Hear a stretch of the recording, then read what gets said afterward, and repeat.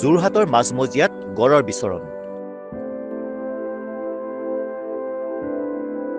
এশিঙীয়া গড় চাবলৈ জনতাৰ হেতা ওপৰা। গোবিন্দনগৰত সমাৱেশ ঘটিল অগণন লোকৰ। জাতীয় সাজপাৰ পৰিধান কৰি এশিঙীয়া গড় দৰ্শন কৰিলে যোৰহাটবাসীয়ে। ইয়াৰ মাজতে বহুজনে গামোচা পিন্ধাই আদৰিলে গড়টো।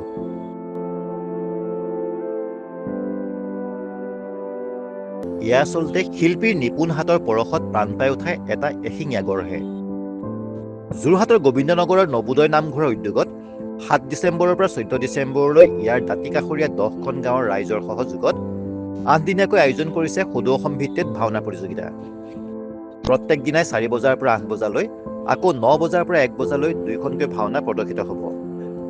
এই ভাওনা প্ৰতিযোগিতা উপলক্ষে আজি নামঘৰ প্ৰাংগণৰ পৰা গায়ন বায়ন সহ এক ধৰ্মীয় শোভাযাত্ৰা উলিয়াই ৰাইজে।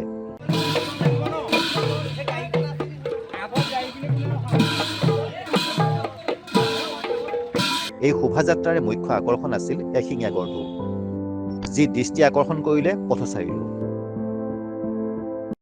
জয় গুৰু শংকৰ সৰ্বগুণাকৰ, যা কেৰি নাহিকে উপাম, তোহাৰি চৰণে ৰেণু শত কোটি, বাৰে কৰোঁ প্ৰণাম, বাৰে কৰোঁ প্ৰণাম।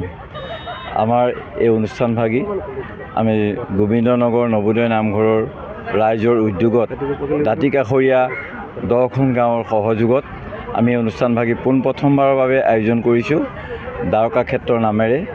গতিকে এই অনুষ্ঠানভাগী আমাৰ আৰম্ভ হৈছে 7 ডিচেম্বৰৰ পৰা 14 ডিচেম্বৰলৈকে। ৰাইজৰ ওচৰত কৰজোৰে প্ৰাৰ্থনা জনাইছোঁ যাতে আমাৰ গোটেই কেইদিনত তেখেতসকলে আহি আমাক সম্পূৰ্ণৰূপে সহায় সহযোগিতা কৰি দিহা পৰামৰ্শ দি গঠনমূলক সমালোচনাৰে আমাক যাতে আগবাঢ়ি যোৱাত সহায় কৰে, তাকে আমি তেখেতসকলৰ ওচৰত কামনা কৰিছোঁ।